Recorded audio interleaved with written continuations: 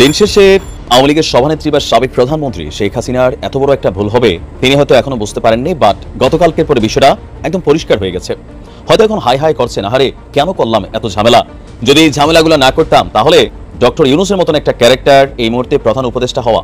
এবার কিন্তু ডক্টর ইউনূস পরিস্থিতিটা বুঝে চীনকে কিছু প্রস্তাব দিয়েছে এবং চীন কিন্তু সেটা মেনেও নিয়েছে, এবং সেই প্রস্তাবটা যদি বাস্তবায়িত হয় বাংলাদেশে একটা কিন্তু দারুণ বিষয় রূপ নেবে। ডক্টর ইউনূসের অনেকগুলো সমস্যা, তার মধ্যে প্রধানতম সমস্যা হিসেবে বাংলাদেশে এখন আবির্ভূত হচ্ছে ডক্টর ইউনূস প্রায় কোনো কিছুকেই বলেন না যে আমি করেছি, আমি করে দিয়েছি। ডক্টর ইউনূস যেটা বলেন আমরা করেছি, আমাদের অর্জন।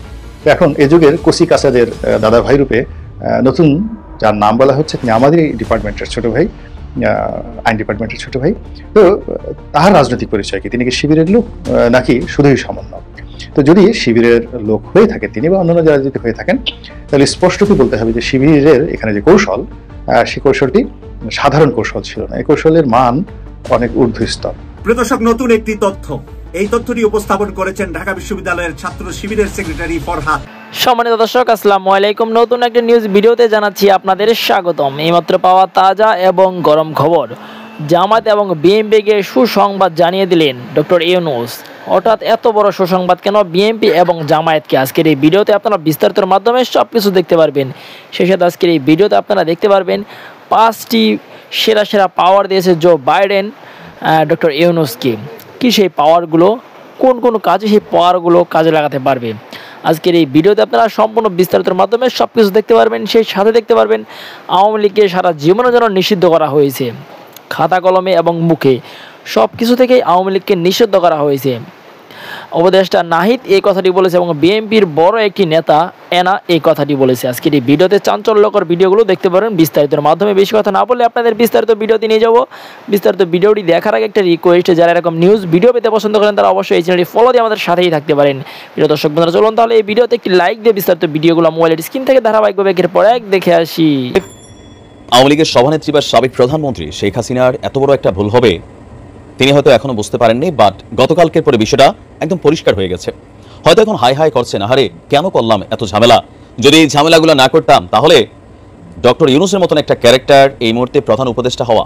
আর তার বিপরীতে বাংলাদেশে এমন কোনো মাইকা লাল ছিল না আন্তর্জাতিক অঙ্গনে যতটা সমাদৃত বা যতটা তিনি পরিবেশটাকে শান্ত করতে পারছেন বা সাহায্য সহযোগিতা আনতে পারছেন সেটা পাওয়ার মতন। সাবেক প্রধানমন্ত্রী শেখ হাসিনা যখন সেই 111 সরকার আসছিল, আপনাদের খেয়াল থাকার কথা, -2 ফর্মুলাতে ফখরুল মঈনুদ্দিনের সরকার যখন আওয়ামী লীগ এবং বিএনপির দুই নেত্রীকে কারাগারে রেখেছিল, সেখান থেকে তৎকালীন সময় একটা সরকার গঠনের চেষ্টা চলছিল। আর নাগরিক শক্তি সম্ভবত একটা দল তৈরির জন্য ডক্টর মোহাম্মদ ইউনূসকে তখন আহ্বান জানানো হয়েছিল, তিনি সেটা বানাইছিলেন। পরবর্তী সময় বিভিন্ন কারণে সেটা ব্যান হয়ে গেছে বা তিনি বন্ধ করে দিয়েছিলেন। ইভেন রাষ্ট্রপ্রধান হওয়ার জন্য তাকে অফারও করা হয়েছিল। রাজনীতিতে আসারও একটা ইঙ্গিত ছিল, মোটামুটি ভারতীয় গিয়েছিলেন, নানান আয়োজন ছিল। সেই থেকে শেখ হাসিনার মনে একটা ভয় ছিল যে ভবিষ্যতে ডক্টর মোহাম্মদ ইউনূস কোনো এক সময় প্রধানমন্ত্রী পদ চায় বসবেন। এরপর নোবেল থেকে শুরু করে নানান ইস্যুতে ডক্টর ইউনূসকে নানান কটাক্ষ ছিল, পদ্মা সেতু থেকে শুরু করে ফাইনালি তাকে আদালত মানে অনেক চক্কর টক্কর কার একটা কঠিন পরিস্থিতি তৈরি হয়ে গেছিল। কিন্তু সবাইকে চমকে দিয়ে আজকে ডক্টর মোহাম্মদ ইউনূস, শেখ হাসিনা যেটা ভাবছিলেন যে ডক্টর মোহাম্মদ ইউনূস প্রধানমন্ত্রী হবে, রাষ্ট্র ক্ষমতায় বসবে, নতুন রাজনৈতিক দল করবে, কিন্তু সেই বিষয়টা পানির মতন ক্লিয়ার করে দিয়ে তিনি আন্তর্জাতিক অঙ্গনে বক্তব্য দিলেন যে আগামী জাতীয় সংসদ নির্বাচনে প্রতিদ্বন্দ্বিতা করার কোনো পরিকল্পনা নেই ডক্টর মোহাম্মদ ইউনূসের। মানে আমরা অনেকেই বলছিলাম যে একটা রাজনৈতিক দল তিনি গঠন করবেন, কিন্তু প্রতিনিয়ত পরিবর্তিত রূপরেখা আসছে। হয়তো সাধারণ যারা আছে ছাত্ররা, বৈষম্য বিরোধী, কেউ বলছেন গণতান্ত্রিক ছাত্র শক্তি বা আরও বিভিন্ন নামে সার্জিস বা হাসনাতটা দল করলেও করতে পারে, বিভিন্ন রকম ইশারা ইঙ্গিত তারা দিচ্ছেন। কিন্তু ডক্টর ইউনূস বলে দিয়েছেন যে ভবিষ্যতে কোনো দলের প্রধান হয়ে অথবা রাজনীতিতে নিজে আসবেন না, প্রধানমন্ত্রী হওয়ার কোনো ইচ্ছা তার নাই। আন্তর্জাতিকভাবে প্রশ্ন করা হয়েছিল নির্বাচনে আপনার অংশগ্রহণের পরিকল্পনা আছে কিনা, এমন প্রশ্নের জবাবে ডক্টর ইউনূস বলছেন, আমাকে দেখে কি মনে হয় আমি নির্বাচনে লড়ব? যুক্তরাষ্ট্রের নিউ ইয়র্কের মার্কিন সংবাদ মাধ্যম নিউ ইয়র্ক টাইমস আয়োজিত ক্লাইমেট ফরওয়ার্ড শীর্ষক এক অনুষ্ঠানে সাংবাদিক তাকে প্রশ্ন করেছিল। তো সেই প্রশ্নের রিপ্লাইয়ে তিনি বলছেন যে বাংলাদেশে কবে নির্বাচন হবে এর কোনো সময়সীমা আমার কাছে নেই। যে কয়েকটি কমিশন গঠন করা হয়েছে তারা সামনের মাসগুলোতে সংস্কার সুপারিশ দেবে, তারপর নির্বাচনের জন্য একটা তারিখ ঘোষণা করা হবে। তখন পাল্টা প্রশ্ন ছিল যে আপনি কি নির্বাচনে যাবেন বা কোনো রাজনৈতিক দল অথবা সামহাও? তো তিনি সোজাসুজি বলছিলেন যে আমাকে দেখে কি মনে হয়। বেসিক্যালি ডক্টর মোহাম্মদ ইউনূসের অনেক বয়স হয়েছে, মান সম্মান হয়েছে, আন্তর্জাতিকভাবে তার যে প্রাপ্তি বা অর্জনের জায়গা, তো সেটা একজন প্রধানমন্ত্রী থেকে কম না। আমাদের দেশের প্রধানমন্ত্রী হয় কি দেশের মানুষের কাছেও না, শুধু নিজের দলের মানুষের কাছেই ধরেন মানে একদম এই সেই বকরচক্কর হয়ে যায় আর কি। কিন্তু আন্তর্জাতিক অঙ্গনে যে একটা সমাজিত ক্যারেক্টার ফেস, এগুলো কিন্তু খুব সহজে হইতে পারে না। পৃথিবীর কম দেশই আছে, সব দেশে একই কাহিনী। যেমন মোদি ভারতে কি একদম সব দলের কাছে মোদি জনপ্রিয় নও, আবার দেখেন ইমরান খানের মতন একটা ক্যারেক্টার তার দেশের মধ্যে তার সরকার ফালাই দিচ্ছে। তো এগুলো হচ্ছে একটা আলাদা ইস্যু। তার মানে ডক্টর মোহাম্মদ ইউনূসকে নিয়ে দীর্ঘদিন যাবত বাংলাদেশ আওয়ামী লীগের যে ভয় ছিল, সেই ভয়টা কিন্তু ডক্টর ইউনূস এক মুহূর্তে কাটাই দিল। আওয়ামী লীগের ক্যালকুলেশনটা এখানে একটা বড় রং ছিল। আরো বড় রং ছিল বৈষম্য বিরোধী আন্দোলনের সময় আবু সাইদের মৃত্যুর পর যে কয়েকটা লাশ পড়ছিল প্রথম 6 জনের, ওই সময় অনেক বলছিলাম যে বিষয়টাকে শেষ করেন, রাজাকার ইস্যুতে ক্লিয়ারেন্স দিয়ে দেন, এটা কিন্তু অনেক বড় দূর চলে যাবে। রেজাল্ট আজকে সামনে। ডক্টর ইউনূসের অনেকগুলো সমস্যা, তার মধ্যে প্রধানতম সমস্যা হিসেবে বাংলাদেশে এখন আবির্ভূত হয়েছে ডক্টর ইউনূস প্রায় কোনো কিছুকেই বলেন না যে আমি করেছি, আমি করে দিয়েছি। ডক্টর ইউনূস যেটা বলেন আমরা করেছি, আমাদের অর্জন, আমি থেকে আমরা, আমাদের। এটা বাংলাদেশের গত দেড় দশকেরও বেশি সময়ে কখনোই এই চিত্র দেখা যায়নি। দেড় দশকের চিত্র ছিল আমি করেছি, আমি দিয়েছি, আমি করে দিয়েছি, আমার আগে আর কেউ করেনি, আমি দেশকে সবচেয়ে ভালোবাসি, আমার চেয়ে বেশি দেশকে কেউ ভালোবাসে না, স্বজন হারানোর বেদনা আমার চেয়ে বেশি আর কেউ বোঝে না, আমাকে দেখে শেখেন, ইত্যাদি ইত্যাদি। সব কিছু আমি এবং আমার। আর ডক্টর ইউনূস সেখানে আমরা এবং আমাদের। সুতরাং এটা এই গত দেড় দশকেরও বেশি সময় ধরে আমি এবং আমার শুনতে শুনতে মানুষ যখন প্রথম এসে এখন শুনতে শুরু করেছেন যে আমরা এবং আমাদের, তখন মানুষের কানে একটু লাগছে এবং এটা ডক্টর ইউনূসের একটা সমস্যা হিসেবে দেখা দিয়েছে। জনগণকে বোঝানোর চেষ্টা করা হচ্ছে। কেন এই প্রসঙ্গটা অবতারণা করছি? ডক্টর মোহাম্মদ ইউনূস জাতিসংঘের সাধারণ অধিবেশনে যোগ দিতে গেছেন। সেখানে যাওয়ার পরে একটা অভূতপূর্ব অবস্থা তৈরি হয়েছে। সারা পৃথিবীর গুরুত্বপূর্ণ রাষ্ট্রনায়করা ডক্টর ইউনূসের সঙ্গে দেখা করছেন, কথা বলছেন, সৌজন্যতা বিনিময় করছেন। ডক্টর ইউনূসের মধ্য দিয়ে বাংলাদেশকে তারা নতুন করে দেখতে চাইছেন। এখানে একটি কথা বলে রাখা দরকার যে শেখ হাসিনা ক্ষমতাচ্যুত হয়েছেন, তার পতন ঘটানো হয়েছে, তিনি দেশ ছেড়ে পালিয়ে গেছেন। তিনি নিজে তো মর্মাহত বিরক্ত আছেনই। শেখ হাসিনার যে তোষামতকারী চাটুকার বাহিনী আছে দেশে এবং দেশের বাইরে, মানে প্রবাসীদের মধ্যে কিছু আছে, তো তারা হঠাৎ করে এই ক্ষমতা হারিয়ে এক ধরনের বিকারগ্রস্ত মানুষে পরিণত হয়েছেন। কোনোভাবেই এই শোক ভুলতে পারছেন না। ভুলতে না পারার কারণে প্রথম যেটা শুরু হলো যে শেখ হাসিনা পদত্যাগ করেননি, ডক্টর ইউনূসের কোনো বৈধতা নেই। ভালো কথা, ডক্টর ইউনূসের বৈধতা নেই, সেই কারণে ডক্টর ইউনূসকে জাতিসংঘ থেকে আমন্ত্রণ জানানো হয়নি সাধারণ পরিষদের অধিবেশনে। ডক্টর ইউনূস এবার সাধারণ পরিষদের অধিবেশনে যেতে পারবেন না। প্রোপাগান্ডা চলতে থাকলো। জাতিসংঘে সব দেশের পতাকা ওড়ানো হয়েছে, বাংলাদেশের পতাকা ওড়ানো হয়নি, চলতে থাকলো। ডক্টর ইউনূস জাতিসংঘ অধিবেশনে ভাষণ দিতে পারবেন না, তাকে ভাষণ দেওয়ার অনুমতি দেওয়া হয়নি। এই প্রোপাগান্ডা চলতে থাকলো। তো এই প্রোপাগান্ডা চলার মধ্যে ডক্টর ইউনূস যখন জাতিসংঘে গেলেন, নিউ ইয়র্কে গেলেন, তখন দেখা গেল যে জাতিসংঘের মূল আলোচনার বিষয় ডক্টর ইউনূস এবং বাংলাদেশ। সেরকম একটা গুরুত্বপূর্ণ অনুষ্ঠানে ডক্টর ইউনূস কথা বলতে গিয়ে এই আমি এবং আমাদের প্রসঙ্গটির অবতারণা করেছেন। সেটা নিয়ে আজকের মূল আলোচনা। ক্লিনটন গ্লোবাল ইনিশিয়েটিভ, যুক্তরাষ্ট্রের সাবেক রাষ্ট্রপতি বিল ক্লিনটন এবং হিলারি ক্লিনটন ডক্টর ইউনূসের পারিবারিক বন্ধু, এবং এই বন্ধুত্বটা কিভাবে তৈরি হয়েছিল এখানেই একটা ভিডিওতে আপনারা দেখেছেন, সেটা তিনি সেখানে গল্প করেছিলেন। তো সেই জায়গাটিতে অন্যান্য সব আলোচনার পরিপ্রেক্ষিতে একটি জায়গায় এসে ডক্টর মোহাম্মদ ইউনূস ছাত্র জনতার প্রতিনিধি দুইজনকে পরিচয় করিয়ে দিয়েছেন মঞ্চে ডেকে নিয়ে। যদিও সেখানে টুক করে আবার আরেকজন ঢুকে গেছে, সেটা নিয়ে এখন এখানে আলোচনা না করি। সেখানে যেটা বলে ডক্টর ইউনূস যেটা বলেছেন, উপস্থিত দর্শক এবং বিল ক্লিনটনকে যেটা বলেছেন, ক্লিনটন যেটা মুগ্ধ হয়ে শুনেছেন, কথাটা ছিল এরকম যে এই ছাত্র জনতা, এই শিক্ষার্থীদের আপনাদের কাছে সাধারণ শিক্ষার্থী মনে হবে, আলাদা করতে পারবেন না, কিন্তু তাদের কাজ যদি দেখেন, তাদের কথা যদি শোনেন, তাহলে তাদের আপনি ভুলতে পারবেন না। আপনি অন্য রকমের একটা প্রতিভা দেখবেন, মেধা দেখবেন। এবং সেটা বলতে গিয়ে তিনি বলেছেন যে আন্দোলনটি হয়েছে, যে আন্দোলনটি করে শেখ হাসিনা সরকারের পতন ঘটানো গেছে, সেই আন্দোলনটি ছিল অত্যন্ত পরিকল্পিত। কোনো কিছুই বিচ্ছিন্নভাবে ছিল না, কোনো কিছুই অগোছালোভাবে ছিল না। এখন এটাকেই আমাদের চাটুকার বাহিনী এমনভাবে নিয়েছেন যে এই যে দেখেন এখন সত্য কথা বের হয়ে গেছে। কোনটা সত্য কথা? যে এটা খুব পরিকল্পিত আন্দোলন ছিল, এটা কোনো বিচ্ছিন্ন আন্দোলন ছিল না। পরিকল্পিত আন্দোলন কি? এটা পরিকল্পিতভাবে সরকারের পতন ঘটানোর জন্য এই আন্দোলন করেছিল এবং ডক্টর ইউনূসই এটার মূল লোক। ডক্টর ইউনূসই এই আন্দোলনটি পরিচালনা করেছেন। এই যে ডক্টর ইউনূস কথা বলেছেন, এখন সেই কথার ভাব সম্প্রসারণ করছেন শেখ হাসিনার একদল চাটুকার, একদল তোষামতকারী। এখন এখানে কয়েকটি তথ্য দেই বা কয়েকটি ঘটনা উল্লেখ করি যে এই আন্দোলনটি যে অত্যন্ত পরিকল্পিত ছিল। যেমন এই আন্দোলনের একক কোনো নেতা ছিল না, এই আন্দোলনের সমন্বয়কারী ছিল, কয়েকশো সমন্বয়কারী ছিল। এখন সরকারের জন্য বিপদ হয়ে গেল যে সমন্বয় কাকে ধরলে এই আন্দোলনটি দমানো যাবে। সরকার চেষ্টা করলো সমন্বয়কারীদের ধরতে। 6 জন, এর মধ্যে 2 জন সমন্বয়কারীকে ধরে নিয়ে পিটিয়ে তো আহত করে পূর্বাচলে ফেলে গেল, তার মধ্যে একজন নাহিদ। এখনকার উপদেষ্টা। এরপরে 6 জন পর্যায়ক্রমে 6 জন উপদেষ্টাকে হারুনকে দিয়ে তুলে নিয়ে যাওয়া হলো, সেখানে তাদের আটকে রাখা হলো, সেখানে তাদের স্বীকারোক্তি আদায় করা হলো, গণমাধ্যমে তাদের মুখ দিয়ে স্বীকারোক্তি প্রকাশ করা হলো, ইত্যাদি ইত্যাদি ঘটনা ঘটলো। কিন্তু এই যে ধরপাকড় চললো, কোনো সময়ই দেখা গেল যে আন্দোলনটিকে বিভ্রান্ত করা গেল না, আন্দোলনটিকে দমন করা গেল না। তার কারণ হচ্ছে যেহেতু এই আন্দোলনের একক কোনো নেতা ছিল না এবং এই আন্দোলনটি যারা ভেতরে থেকে নেপথ্যে থেকে পরিচালনা করছিলেন তারাও এই শিক্ষার্থীদের চেয়ে অল্প কিছু বয়সে বড়, তাদের একজন মাহফুজ আলম। ডক্টর ইউনূস এই কথাটাই বলার চেষ্টা করেছেন। এরই মধ্যে দেখা গেল যে ছাত্র শিবির, ঢাকা বিশ্ববিদ্যালয়ের সভাপতি, সেক্রেটারি, তারা এই সমন্বয়কদের নেতা হিসেবে পরিচিত ছিলেন। তাদের কোনো রাজনৈতিক ভূমিকা ছিল না এবং একজন ছাত্রলীগের সঙ্গে সম্পৃক্ত ছিলেন। তিনি প্রকাশ্যে এসে বলে ফেললেন যে আমার মূল পরিচয় হলো আমি ছাত্র শিবিরের সভাপতি। আমি গোপন রেখে নিজের পরিচয় ছাত্রলীগের মধ্যে মিশে মূলত এই আন্দোলন থেকে শুরু করে পুরো সময়টি ঢাকা বিশ্ববিদ্যালয়ের এই যে সরকার বিরোধী যে শক্তিটি, সেটির অন্যতম সমন্বয়ক হিসেবে আমি দায়িত্ব পালন করেছি। এই কথা বলার পরে তো সারা বাংলাদেশে হইচে পড়ে গেল। এই কারণ হলো যিনি এই ছাত্র লীগের ছদ্মাবরণে শিবিরের সভাপতি রূপে দায়িত্ব পালন করেছেন আর সমন্বয় রূপে এই সময়টিতে পরিচিত হয়ে পড়েছেন। তো যখনই এটা তিনি তার পরিচয় দলের হাইকমান্ডের নির্দেশে পরিচয় তিনি একসময় গোপন করেছিলেন, আবার দলের হাইকমান্ডের নির্দেশে তিনি যখন এই পরিচয়টা প্রকাশ করে দিলেন, তখন চারিদিকে হই হই রই রব পড়ে গেল।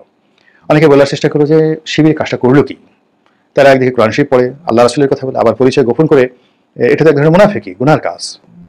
এটা তাদের এক শ্রেণীর বক্তব্য, বিশেষ করে আওয়ামী লীগের যারা লোকজন। অন্যদিকে শিবিরে যারা লোক তারা বলেন যে না, ইসলামে এই ধরনের বিধান আছে, আমার কার্য সাধনের জন্য আমি ছদ্মবেশ ধারণ করতে পারি, তারপর আমি দেশ পরিত্যাগ করতে পারি, আমার কূটনৈতিক যে কোনো কৌশল আমি নিতে পারি, এটা ইসলামে বৈধ। এবং সেই অনুযায়ী শেখ হাসিনাকে হটানোর জন্য যা যা করা দরকার আমরা সেই কাজ করেছি। এর মধ্যে আমি অপরাধ দেখি, অন্যায় দেখি না। এটা শুধু এখন নয়, মানব জাতির ইতিহাসে সারা জীবন এরকম অসংখ্য ঘটনা ছিল। তো এই কথাগুলো বলা হচ্ছে। আর এর মধ্যে দেখা গেল যে আরো অনেক আরেকটু বাড়িয়ে যে তাহলে এই দুজন তো আমরা দেখছি সমন্বয়কদের মধ্যে শিবিরের, তাহলে বাকি যারা আছেন তারাও হয়তো শিবিরের। এই যে দুজন ক্যাবিনেটে নেওয়া হয়েছে উপদেষ্টা রূপে, তারা কি শিবিরের বা প্রধান উপদেষ্টা রূপে বিশেষ সহকারী রূপে যাকে নেওয়া হয়েছে, যাকে বলা হয় তিনি নাকি মাস্টার মাইন্ড এই টোটাল, যাকে বলা হয় এই অভ্যুত্থানটির। আগে যেমন ৭১-এর মুক্তিযুদ্ধের সময় ছাত্রলীগকে পরিচালনা করার জন্য একটা নিউক্লিয়াস ছিল, আবার সেই নিউক্লিয়াসের একটা মাস্টার মাইন্ড ছিল সিরাজুল আলম খান দাদা ভাই। তো এখন এ যুগের কোসি কাসাদের দাদা ভাই রূপে নতুন যার নাম বলা হচ্ছে, তিনি আমাদের ডিপার্টমেন্টের ছোট ভাই, আইন ডিপার্টমেন্টের ছোট ভাই। তো তার রাজনৈতিক পরিচয় কি? তিনি কি শিবিরের লোক নাকি শুধুই সমন্বয়? তো যদি শিবিরের লোক হয়ে থাকেন তিনি বা অন্যান্য যারা যদি হয়ে থাকেন, তাহলে স্পষ্টতই বলতে হবে যে শিবিরের এখানে যে কৌশল, সেই কৌশলটি সাধারণ কৌশল ছিল না। এই কৌশলের মান অনেক ঊর্ধ্ব স্তর। এই জন্য আমি এখানে একটা আরবি শব্দ ব্যবহার করেছি, ইয়া শিবিরও, যে হে শিবির ইনকুন্তুম খবিরও। খবিরও মানে যিনি বুদ্ধিমান। খবির শব্দের অর্থ যার যথেষ্ট বুদ্ধি রয়েছে এবং যিনি কৌশল জানেন। তো কাজেই শিবির যে যাই বলুক না কেন, আমার দৃষ্টিতে যে এই কাজটি মানে ইনকুন্তুম মানে আমি সাক্ষ্য দিচ্ছি যে শিবিরে যারা লোকজন তারা খবির, মানে তারা বুদ্ধিমান, কৌশলী, এবং তারা যে কৌশল করেছে হোয়াট এভার মেবি, অন্য বাকি বিষয়গুলো পরে আলোচনা হবে, বাকি হিসাবপত্রগুলো পরে হবে। কিন্তু আমরা একটি 10 বছরের কন্টিনিউয়াসলি অপশাসন এবং তিনটি অবৈধ নির্বাচনের যন্ত্রণায়, দুর্নীতির যন্ত্রণায়, গুমের যন্ত্রণায়, জুলুম এবং অত্যাচারের যন্ত্রণায় আমরা যখন মাহরুম হয়ে যাচ্ছিলাম, আমরা যখন অনেকে বেঁচে থাকার চেয়ে মরে যাওয়াটাকে লাভজনক মনে করছিলাম, আমরা যখন পালিয়ে যাওয়াটাকে নিজেদের জন্য বৈধ মনে করছিলাম, ঠিক সেই সময়টিতে আমরা মুক্তি পেয়েছি এই গণ অভ্যুত্থানের মাধ্যমে। আর সেই গণ অভ্যুত্থান করতে গিয়ে যারা যে কাজ করুক না কেন, আমরা এটা নিয়ে কোনো অবস্থাতেই সমালোচনা করতে আমি ব্যক্তিগতভাবে রাজি নই। যে কোনো মন্দ কাজকে মন্দ কাজ দিয়ে প্রতিহত করতে হয়। আপনার সাথে কেউ তলোয়ার নিয়ে যুদ্ধ করতে আসছে, আপনি তখন তাকে লা ইলাহা ইল্লাল্লাহ আনতা সুবহানাকা ইন্নী কুনতু মিনাজ জালিমিন ফু, এই কথাগুলো ফু দিবেন, কাজ হবে না। কিংবা একজন লোক আপনার কাছে আসছে একটা, যাকে বলা হয় কামান নিয়ে, আর আপনি তার সামনে তসবিহ টিপবেন, হবে না। আপনার প্রতিপক্ষ আপনার সঙ্গে যা কিছু করবে তাকে পরাজিত করতে হলে তার চেয়ে কয়েক গ্রেড উপরে আপনার প্রযুক্তি থাকতে হবে, বুদ্ধি থাকতে হবে, কৌশল থাকতে হবে, শক্তি থাকতে হবে, এবং প্রতিপক্ষকে ভয় দেখানোর জন্য, তার অন্তরে ভয় সৃষ্টি করার জন্য সকল কর্মকাণ্ড করতে হবে। যে কাজগুলো আমরা অনেকেই পারিনি, কিন্তু শিবির হোক, খবির হোক, তারা এই যে ছাত্র আন্দোলনের এই চূড়ান্ত পর্বে তারা যে কর্মকাণ্ডগুলো করেছেন, যার ফলে শেখ হাসিনার মনে এমন ভয় তৈরি হয়েছে যে তিনি পালাতে বাধ্য হয়েছেন। যার ফলে শেখ হাসিনার পুলিশ, শেখ হাসিনার সেই গোয়েন্দা সংস্থার যারা লোকজন ছিল, তারা ছাত্রলীগ, যুবলীগ, আওয়ামী লীগ, ব্যবসায়ী লীগ, ব্যাংক লীগ, কি লীগ না আছে, হাজার লীগ, সবার মনের মধ্যে এই খবির মানে শিবির রূপী বুদ্ধিমান ছেলেরা যে কৌশল অবলম্বন করেছে, সকলের মধ্যে ভয় সৃষ্টি করে ফেলেছিল। ফলে 5 তারিখের 4-5 দিন আগে অনেকে পালিয়ে গেছেন, ব্যারিস্টার তাপস থেকে শুরু করে অনেক লোক। শামীম ওসমান যে লম্বা লম্বা পা ফেলে কোথায় কিভাবে গেলেন আমরা কেউ টেরই পেলাম না। আমরা অনেকে তাকে দীর্ঘদিন যাবৎ বোরকা শামীম বলে দুষ্টামি করি যে তিনি বোরকা পরে পালাবেন, কিন্তু অতগুলো একটা শরীর নিয়ে প্রায় 7 ফিট বোরকা পরা এটা সম্ভব না, এবং সেই অবস্থায় বোরকা পড়তে গেলে যে কোনো লোক টের পাবে শামীম ওসমান যাচ্ছে। তো তিনি বুঝতে পেরেছিলেন যে দেশে একটা কিছু হচ্ছে, এবং তারই প্রেক্ষিতে তিনি যথাসময় পালিয়ে গেছেন এই বুদ্ধিমান ছেলেদের কর্মকাণ্ডের জন্য। দর্শক, আগেই বলেছি যে চীন কিন্তু একেবারেই ইউটার্ন, যেই তাদের সাথে আওয়ামী লীগের বাইরে যে রাজনৈতিক শক্তি তাদের যেই ব্যবধান তৈরি হয়েছিল, এখন কিন্তু খুব দ্রুত বেগে তারা এগিয়ে আসছে, এবং এগিয়ে আসছে শুধু মুখে মুখে না, তারা কার্যকর কিছু পদক্ষেপ নিয়েছে, কিছু প্রতিশ্রুতি দিচ্ছে, এবং বাংলাদেশের পক্ষ থেকে যে প্রস্তাব দেওয়া হচ্ছে সাথে সাথে কিন্তু সেটা হজম করছে। খেয়াল করেন, শেখ হাসিনার পতন আন্দোলনের যেই যারা আহত হয়েছে, সেই আহতদের চিকিৎসার জন্য তারা 10 সদস্যের টিম আসছে, টিম এসে তারা বাংলাদেশ মেডিকেলে গেছে। মেডিকেলে যে বলছে যে এখানেই তারা যন্ত্রপাতি সেট আপ করে এখানেই তারা চিকিৎসা শুরু করবে। চিন্তা করেন কতখানি তারা আগ্রহী, এবং তারা মানে সেই ফিজিক্যাল অবস্থাটা দেখেছে যে কিভাবে সেট আপ করা যায় সেইগুলো নিয়ে। তার মানে খুবই অ্যাগ্রেসিভ তারা তাদের যে গ্যাপটা তৈরি হয়েছে চীনের বিরুদ্ধে, যে বাংলাদেশের মানুষ এবং তৎকালীন বিরোধী রাজনৈতিক দলগুলো তাদের যে মনোভাব, সেই মনোভাবটা কাটানোর জন্য তারা এখন আগ্রাসী তৎপরতা, এবং এটা কিন্তু আসলে চীনের সারা বিশ্বব্যাপী এরকমই তাদের তৎপরতা থাকে, এভাবেই তারা সবাইকে জয় করে বা তাদের ভেতরে ঢুকে পড়ে। এবার কিন্তু ডক্টর ইউনূস পরিস্থিতিটা বুঝে চীনকে কিছু প্রস্তাব দিয়েছে, এবং চীন কিন্তু সেটা মেনেও নিয়েছে, এবং সেই প্রস্তাবটা যদি মানে বাস্তবায়িত হয় বাংলাদেশে একটা কিন্তু দারুণ বিষয় রূপ নেবে। দর্শক, কি সেটা আমি আপনাদেরকে বলছি, তার আগে আমি একটু খবরটা বলি কি ঘটেছে। চীনের পররাষ্ট্রমন্ত্রী জাতিসংঘে ডক্টর ইউনূসের সঙ্গে দেখা করেছে, তখনই ডক্টর ইউনূস সেই প্রস্তাবটি দিয়েছে, এবং সাথে সাথেই সেটা মানে অ্যাকসেপ্ট করেছে। ডক্টর ইউনূসের একটা দারুণ সময় যাচ্ছে, এটা আমি বলবো যে বাংলাদেশের জন্য একটা দারুণ দুর্দান্ত সময়, যে ডক্টর ইউনূসকে ঘিরে বিশ্ব নেতাদের এত আগ্রহ উদ্দীপনা। দেবপ্রিয় ভট্টাচার্য বলেছেন যে ডক্টর ইউনূস মানে সবাইকে সময় দেওয়ার মতন ফুরসত পাচ্ছেন না, উনি তো একটা মানুষ, মানে একটার পর একটা সমস্ত মানে গুরুত্বপূর্ণ মানুষ তার সঙ্গে দেখা করার জন্য মুখিয়ে আছে। তার মানে বোঝেন যে বাংলাদেশের যে একটা পরিবর্তনের জন্য সারা বিশ্বের কি পরিমাণ আগ্রহ ছিল, এবং সেটা পরিবর্তন হওয়ার পর যেহেতু তার রাজনীতির এখন মঞ্চে প্রধান হিসেবে এসছে ডক্টর ইউনূস, এবং ডক্টর ইউনূস আগে থেকে যেহেতু আন্তর্জাতিক পরিসরে খুবই পরিচিত মানুষ ছিল, সেই কারণে কিন্তু প্রচন্ড বেগে এখন মানুষ আগ্রহী হয়েছে, মানে বিশ্ব নেতারা, এবং তারা আসছেন, বোঝার চেষ্টা করছেন ডক্টর ইউনূস কি করতে চান বাংলাদেশকে, এবং তার সংস্কার প্রস্তাব, তার বক্তব্য, তার চিন্তা ভাবনাটাকে তারা মন্ত্রমুগ্ধের মতো শুনছেন এবং সমর্থন দিচ্ছেন। তার সিম্পটম আপনারা নিশ্চয়ই পেয়েছেন যে $350 কোটি মার্কিন ডলার সহায়তা করবে ইউনূসের সংস্কার প্রস্তাবে বিশ্বব্যাংক। আচ্ছা, আসি এবার চীনের প্রসঙ্গ। এই খবরে বলা হচ্ছে বাংলাদেশের সঙ্গে বাণিজ্যিক ও অর্থনৈতিক সম্পর্ক আরো সুদৃঢ় করতে আগ্রহ প্রকাশ করেছে চীন। বাংলাদেশের টেকসই উন্নয়ন লক্ষ্যমাত্রা SDG অর্জনে অব্যাহত সহযোগিতার প্রতিশ্রুতি দিয়েছে দেশটি। বুধবার নিউ ইয়র্কে স্থানীয় সময় জাতিসংঘ সদর দপ্তরে জাতিসংঘ সাধারণ পরিষদের অধিবেশনের ফাঁকে বাংলাদেশের প্রধান উপদেষ্টা অধ্যাপক মোহাম্মদ ইউনূসের সঙ্গে সাক্ষাৎকালে চীনের পররাষ্ট্রমন্ত্রী ওয়াং ই এসব কথা বলেছেন।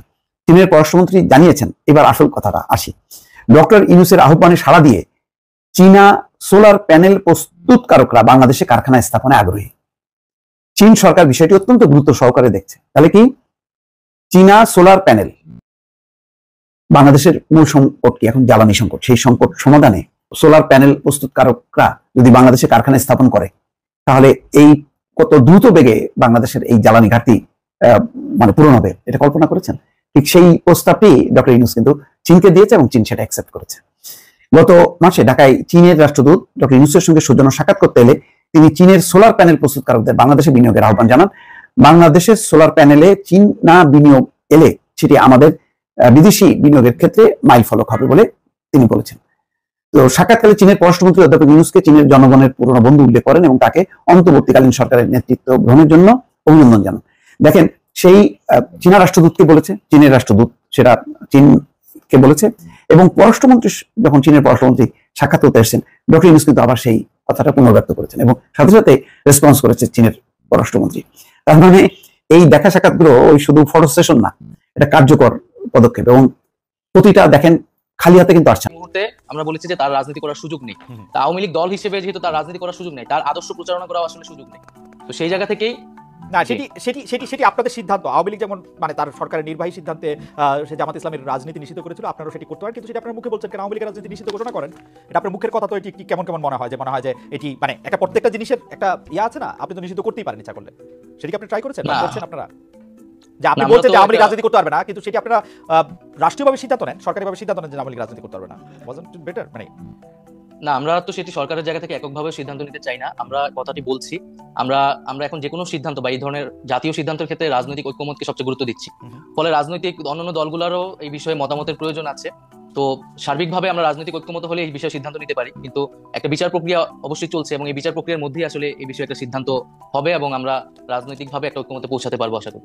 কিন্তু আপনারা সরকারিভাবে কোনো সিদ্ধান্ত নিতে বা রাষ্ট্রীয় মানে আপনারা যারা উপদেষ্টা পরিষদ আছেন তারা সিদ্ধান্ত নিতে চান না, আপনারা একটা ঐক্যমতের ওয়েট করছেন, ব্যাপারটা কি এরকম?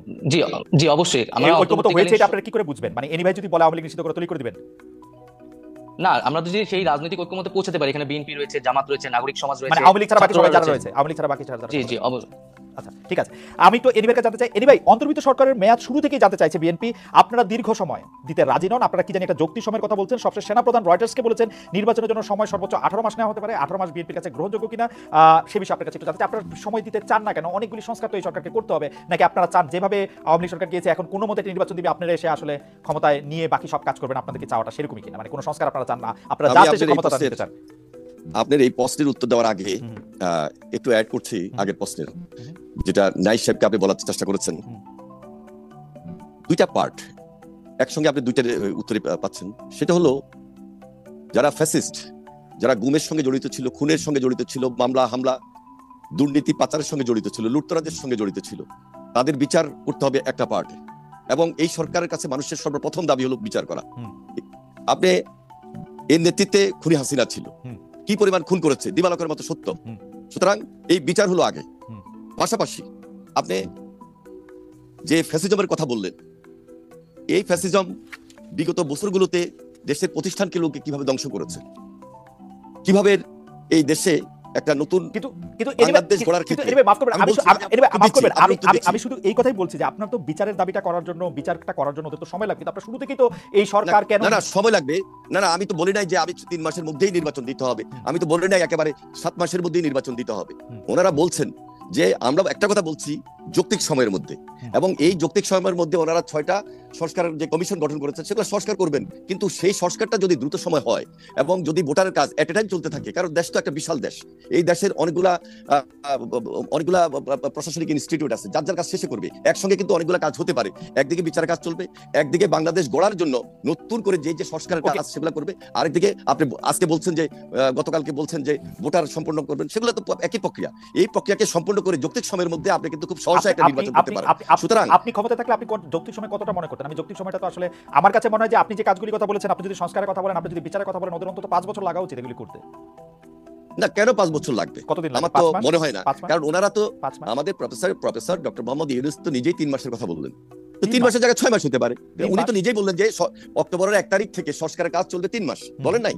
অক্টোবর, নভেম্বর, ডিসেম্বর, এরপরে 3 মাসের জায়গায় যদি 6 মাস, অসুবিধা তো নাই। কিন্তু ওনার কথা অনুযায়ী আমরা যদি আরো 3 মাস বৃদ্ধি করি, তাহলে 1 বছরের ভিতরেই সুন্দর একটা নির্বাচন করা সম্ভব। তাও যদি না হয়, সেটার জন্য কি আমরা খুব বিরাগ হবো? কিন্তু আমরা এই দেশটাকে গড়তে চাই, একসঙ্গে গড়তে চাই। এই ফ্যাসিবাদের বিরুদ্ধে আমরা লড়াই করে, সংগ্রাম করে, আমরা কষ্ট করেছি, শ্রম দিয়েছি, আমাদের নেতাকর্মীরা গুমের শিকার হয়েছে, খুনের শিকার হয়েছে। আমরা দেশ গড়ার জন্য সবাই মিলে একত্রিত হয়ে করবো। এখানে বৈষম্য বিরোধী এবং রাজনৈতিক দলকে আলাদা করার কোনো সুযোগ নেই, এই সরকারকে আলাদা করার সুযোগ নেই, এই সরকারকে সর্বাত্মক সহযোগিতা করবো। কারণ এই সরকার যদি কোনোভাবে ফেল করে, বাংলাদেশ ফেল করবে। আমরা বাংলাদেশকে ফেল করতে দিতে যাবো না এবং দিতে চাই না। সেটা সময় যতদিনই লাগুক। কিন্তু আপনাদের বক্তব্য শুনে মনে হয় না যে আপনারা প্রায়ই এই সরকারকে একটু হুমকি দেন, একটু এটা বলেন, এমন কি এই নির্বাচনের প্রশ্নে না কেমন জানি আপনারা একটু এরকম বলেন? এমনকি আমি আপনাদের এটা কেউ যদি তার ব্যক্তিগতভাবে চিন্তা করে থাকেন তা হতে পারে, কিন্তু আমরা সব ক্ষেত্রে এই সরকারকে সর্বাত্মক সহযোগিতা করব। কারণ প্রফেসর ডক্টর মোহাম্মদ ইউনূসকে এই দেশের সম্মান দিতে পারে না, আমরা সম্মান দিতে চাই। তার নেতৃত্বে আমরা এই রাষ্ট্রটাকে নতুনভাবে গড়তে চাই, এবং সেটা তিনি একটা গণতান্ত্রিক পন্থায় ব্যবস্থা আমাদেরকে নিয়ে যাবেন, দেশকে নিয়ে যাবেন, সেই জন্য সর্বাত্মক সহযোগিতা আমরা করব। এবং প্রিয় দেশবাসী, শুরু থেকে শেষ পর্যন্ত যারা এই ভিডিওটি দেখেছেন সকলকে জানাই অসংখ্য অসংখ্য ধন্যবাদ।